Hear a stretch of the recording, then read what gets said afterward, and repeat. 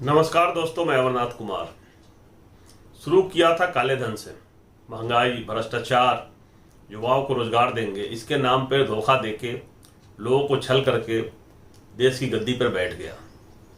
उसके बाद कुछ सिरफिरा को और बदमाशों को आगे कर दिया, जिसमें बहुत सारे कुछ नकली ढोंगी साधु महात्मा भी थे जो महात्मा गांधी को गाली दे रहे हैं, हिंदू राष्ट्र बनाने की बात कर रहे हैं, मुस्लिमों को खत्म करने की बात कर रहे हैं।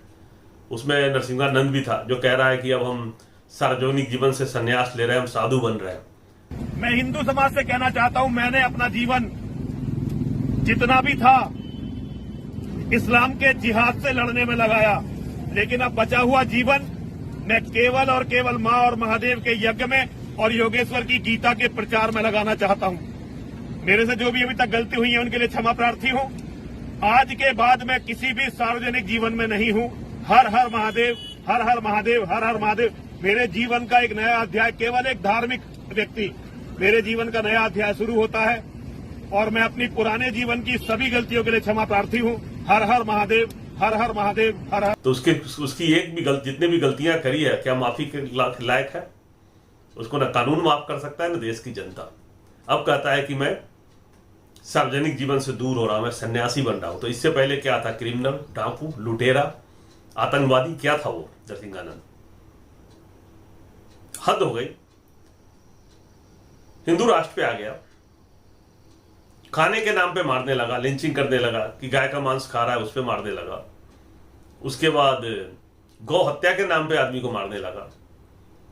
अब सिर्फ नाम पूछ के मारता है, मतलब सीधे आ गया कि नाम से पता चल गया कि कौन है, किस धर्म का है, तो मार देंगे।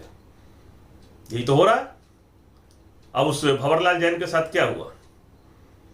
इसको लगा कि वो नाम है इसका, अल्पसंख्यक समाज से है, तो मारते मारते मार दिया। और बेशर्मों की तरह भाजपा के मंत्री, नेता, विधायक, उसके कार्यकर्ता कह रहे हैं कि पता नहीं था जी ये भंवरलाल जैन है, मारने वाले को समझ में नहीं आया इसलिए मार दिया। मतलब मुस्लिम है तो मार देते, भंवरलाल जैन होते तो छोड़ देते। क्या तमाशा है, कैसी सरकार है।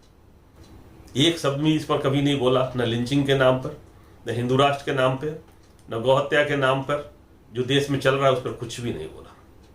वरना दो चार को पकड़ के करे से करे सजा देने थे, दो चार के घर पे बुलडोजर चला देने थे। किसी की हिम्मत थी इस तरह की बर्ताव करने का? ये जो मनचले जो घूम रहे हैं, जिसको लग रहा है कि हम ऐसा करेंगे और वीडियो बनाएंगे तो हम मंत्री बन जाएंगे, एमएलए बन जाएंगे, हम मुखिया के चुनाव लड़ लेंगे, यही तो हो रहा है।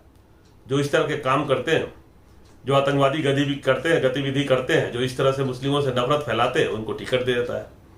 उनको पार्टी का कार्यकर्ता बड़े मान सम्मान से लाल गमछा पहना के उसको आगे कर दिया जाता है, जय श्री राम के नारे लगवा दिए जाते हैं। इस तरह से इनका मनोबल बढ़ रहा है। राजा को खुशी होती है यही काम करने में, उनको खुशी होती है कि इस तरह से करके हम लोगों को आपस में बांट के हम आगे बढ़ जाएंगे। और कहते हैं कि बहुसंख्यक हम कैसे बहुसंख्यक है? आप बहुसंख्यक नहीं है, आप अब अल्पसंख्यक हो गए। इस देश में बहुसंख्यक हो ही नहीं सकते। मुस्लिम की आबादी भी 20% है, आपकी आबादी भी 20% से नीचे है, जो तथाकथित हिंदू राष्ट्र बनाने की बात कर रहे हैं। हिंदू आप मानते किसको? दलित आपके नजर में हिंदू नहीं है, उसके साथ अत्याचार करते हैं, उसकी आरक्षण खत्म करने की कोशिश करते हैं। बैकवर्ड को आप वैल्यू नहीं करते हैं, उसको बराबर का कंधा देते नहीं है। सिर्फ वोट लेने के लिए बस हो गया, कंधे से कंधे मिला के काम नहीं करना है, उसको ऊपर उठाना नहीं है। और एससी को तो बिल्कुल बाइकाट किया हुआ है। तो वो सब तो उनके साथ तो अब है ही नहीं।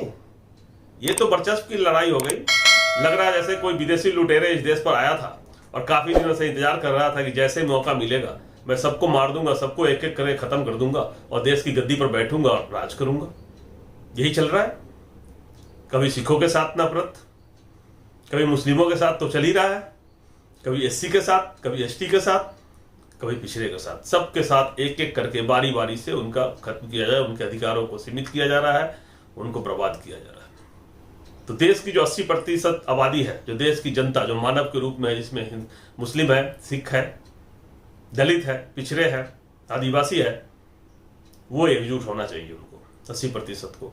और ये 20% आबादी जो इस तरह के नखरे कर रहे हैं और नौटंकी कर रहे हैं, उनको बाइकाट करना है, उनको अलग करना है। बहुत जरूरी हो गया। अगर ऐसा नहीं करेंगे तो आप सब धीरे धीरे बर्बाद हो रहे हैं, एक एक करके खत्म हो रहे हैं। बस मेरी बातों पे गौर करना और सोचना कि क्या चल रहा है देश में। नाम पूछेंगे, नाम से पता चलेगा कि फलाना है तो मार देंगे। कमाल। और जस्टिफिकेशन दिया जा रहा है मंत्रियों और विधायकों के द्वारा। राजा खामोश है। जनता को आवाज उठाना पड़ेगा, आप सबको आवाज उठाना पड़ेगा, ऐसे लोगों को सामने लाना पड़ेगा। अभी ट्विटर पे सब पे आप लोग कुछ भी ऐसा होता है तो बहुत जोर शोर से आवाज उठाते हैं, मजबूरन उनकी गिरफ्तारी करनी पड़ती है। लेकिन आप सबको फील्ड में उतरना पड़ेगा, लोगों से बात करना पड़ेगा, समझाना पड़ेगा, लोगों को एकजुट करना पड़ेगा। वीडियो शेयर करें, चैनल सब्सक्राइब करें, बेल आइकन प्रेस करके रखें जिससे आने वाले वीडियो का अपडेट मिलता रहे। जय हिंद, जय भारत।